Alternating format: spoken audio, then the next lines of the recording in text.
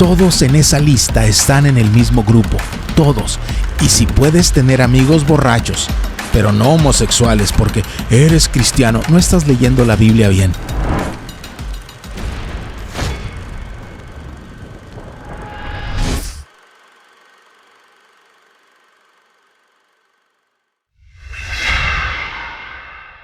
Me envenena el alma It poisons my soul cada vez que yo veo gente when I see people que tienen chavo para pagar un celular, money to pay for a cell pero phone, no tienen semilla para sembrar. but no seed to sow.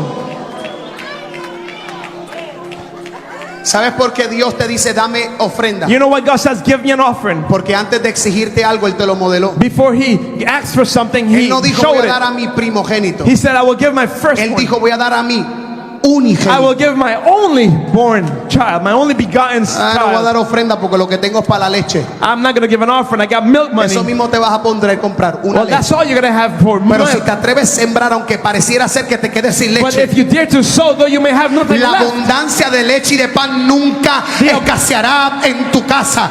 Yo no sé y nunca he hecho esto, pero tienes 3 segundos para pactar una palabra, no para mí, para esta casa. Porque si usted se atreve a pactar hoy aquí, yo profetizo y declaro que en los próximos 5 minutos se habilita un portal de abundancia sobre los hijos. Por eso yo profetizo, por eso yo declaro, por eso yo anuncio que la gloria de Dios está en la casa.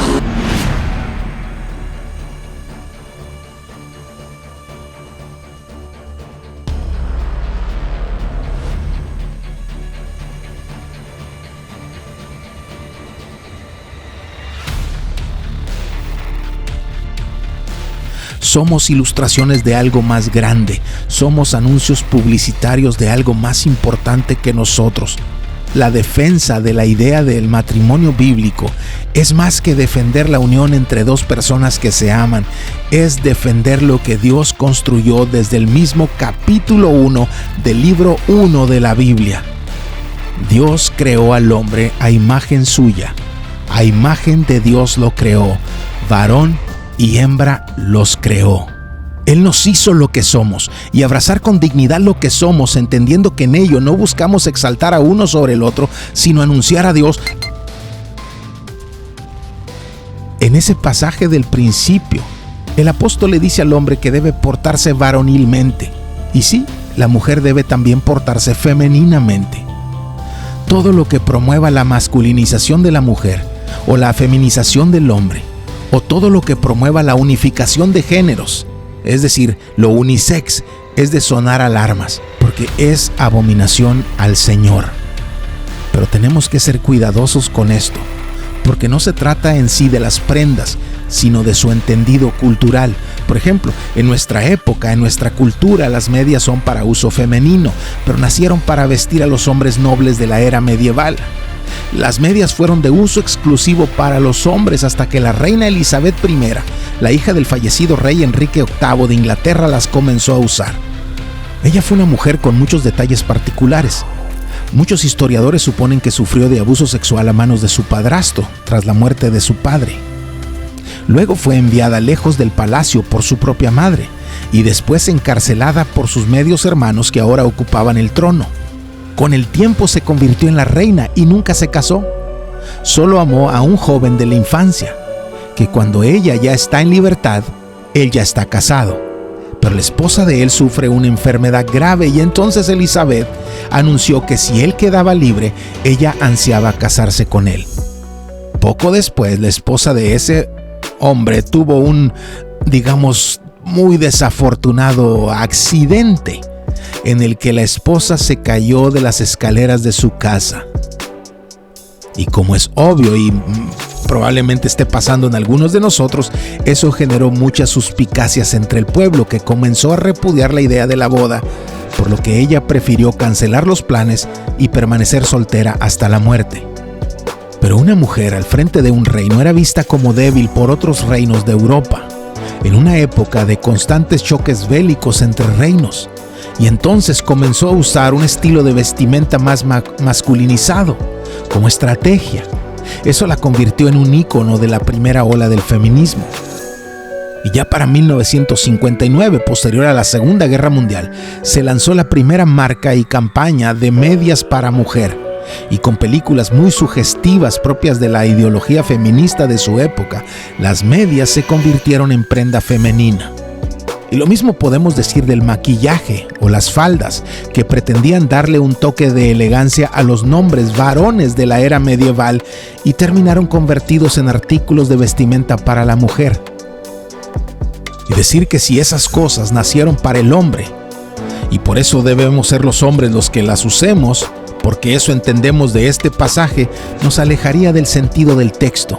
Por eso te decía, no son las prendas, sino el entendido cultural de ellas. Los creyentes de las primeras generaciones no usaron pantalones y camisas, usaron vestidos, y su corte de cabello era largo, pero no más allá del hombro, porque en esa época era la mujer quien lo llevaba más abajo del hombro.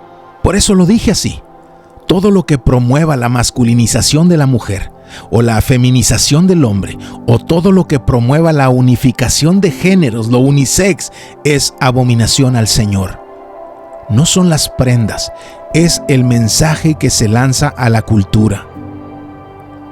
El hombre debe aprender a ser hombre, debe saber cuidar, debe saber ir a la guerra por los suyos, debe salir a cazar para traer alimento, debe conducir a los suyos a mejores tierras si es necesario. Y si pones atención, al cumplir él un papel de líder, de protector, de proveedor, está en sí testificando de Dios. Por eso el hombre debe cumplir con eso. Claro que es más fácil que ella dirija y ya no somos responsables. Es más fácil que ella ponga el pecho y nosotros escondernos detrás de ella si hay algún peligro.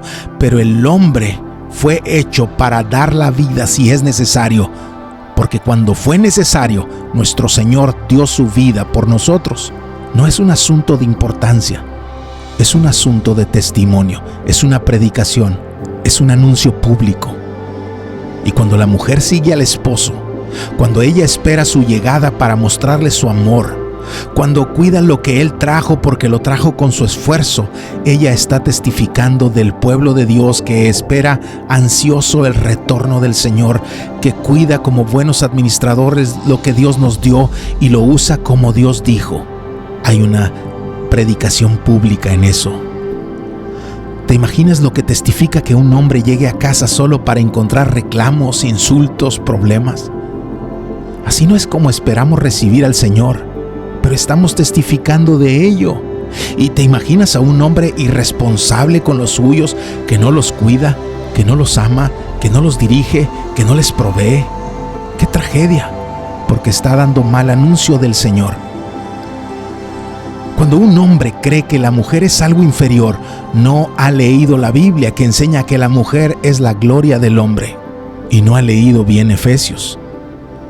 Cuando una mujer cree que entonces no debe someterse a nadie porque ella es empoderada y única, no entiende que no se trata de su valor, que se trata de lo que anuncia. Una iglesia que desatiende a Cristo no es iglesia.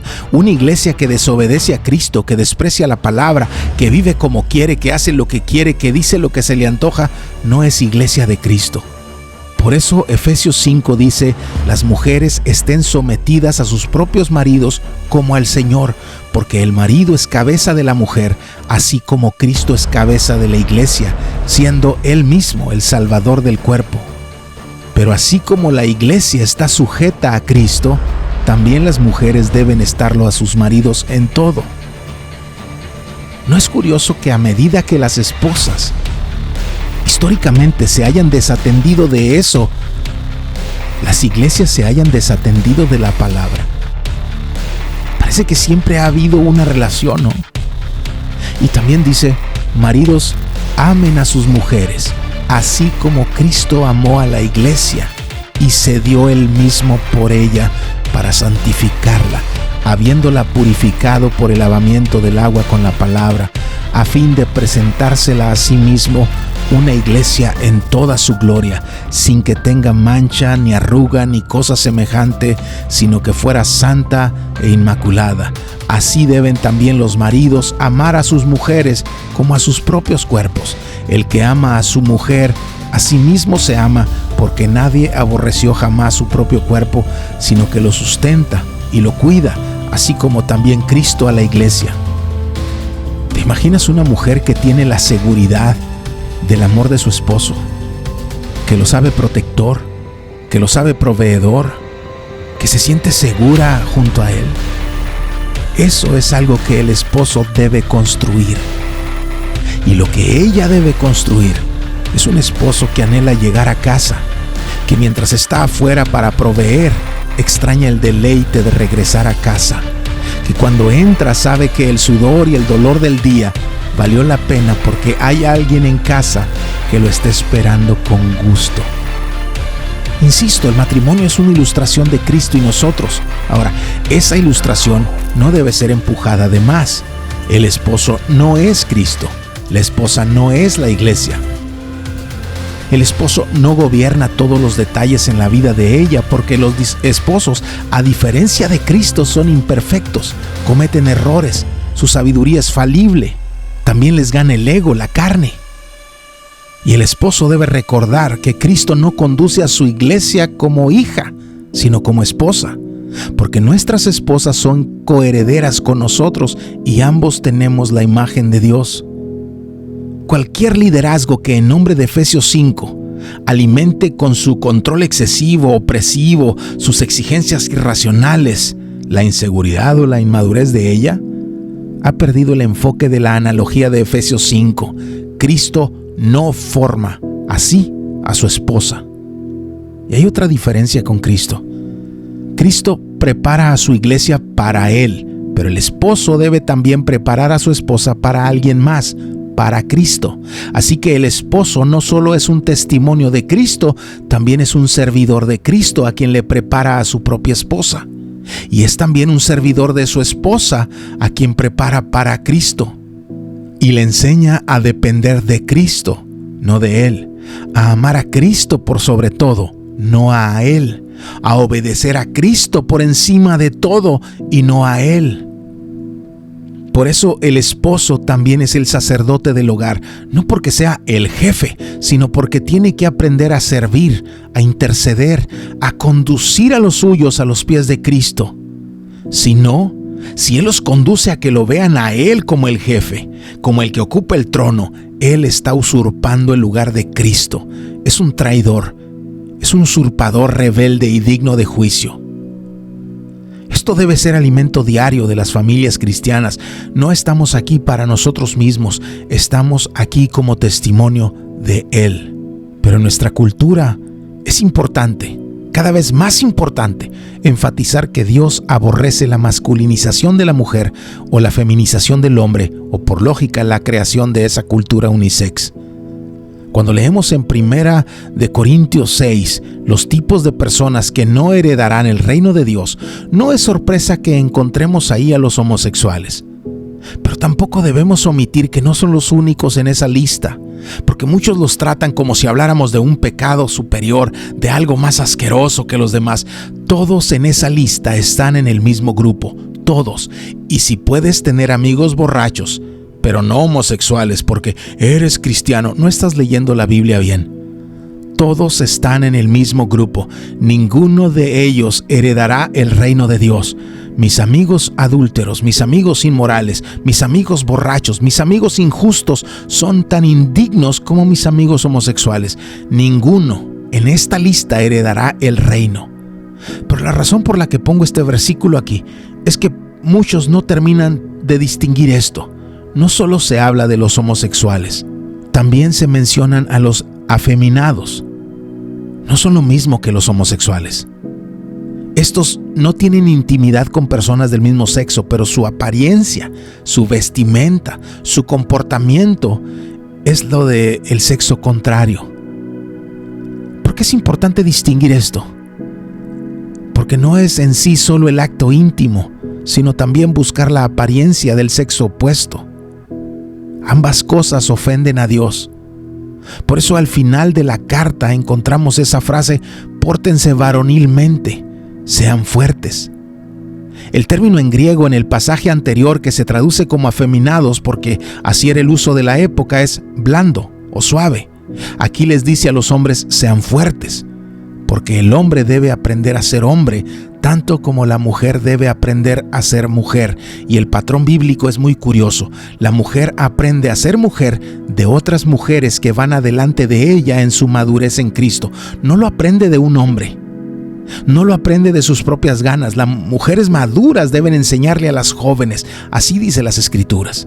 La mujer aprende de otras mujeres y el hombre aprende de otros hombres también más maduros que él. No estoy diciendo que el hombre no puede aprender de la mujer o la mujer del hombre. El testimonio del video anterior lo desacredita. Timoteo creció en la palabra por la guianza de su abuela y de su madre, pero luego necesitó de un Pablo que le dijera: te escribo estas cosas esperando ir a verte pronto, pero en caso de que me tarde te escribo para que sepas cómo debes conducirte en la casa de Dios. 1 Timoteo 3, versículos 14 y 15. Las mujeres necesitan una mujer madura que les enseñe. Y cuando digo madura no me refiero a edad, me refiero a su crecimiento en Cristo. Y lo mismo el hombre. Necesita de un hombre maduro que le enseñe. Así que hago este video como un llamado cuádruple. Primero, quiero insistirles a que nuestro hogar sea esa ilustración de Cristo y su pueblo. Segundo, quiero insistirles a crecer de hombres o mujeres maduras en la fe, según el caso, para ser mejores creyentes y vivir mejor nuestra identidad, lo que Dios nos dio, lo que Dios nos hizo, y dar mejor testimonio. Tercero, a buscar ser de ayuda para otros menos maduros en la fe que nosotros, y así seremos Pablo para unos y Timoteo para otros, y aprendemos y enseñamos como se espera de los creyentes en Cristo. Y cuarto, quiero invitarlos a agradecer a Dios por lo que Él, en su amor, en su gracia, en su sabiduría, nos regaló ser. Gracias, Señor, por los que hiciste hombres. Gracias, Señor, por las que hiciste mujeres. Pero hay algo más en eso, que es con lo que quiero cerrar el video. Cuando Dios llamó a los hombres a portarse varonilmente y ser fuertes, no significa que los divorció de hacer las cosas con amor. El hombre que es hombre debe saber amar, debe saber acariciar, debe saber expresar, porque Cristo nos ama y nos abraza y nos dice que nos ama y nos muestra que nos ama, y eso debemos ilustrar. Hombres y mujeres, en ninguna época como esta habíamos tenido que ser tan enfáticos. Necesitamos salir y vivir lo que Dios dijo, sin miedo, sin vergüenza, para testimonio de gente herida, confundida o perdida, y que vean en ti, que vean en nosotros, que vean en nuestra casa cómo quiere Dios que vivamos, porque eso anuncia de Dios y de su pueblo.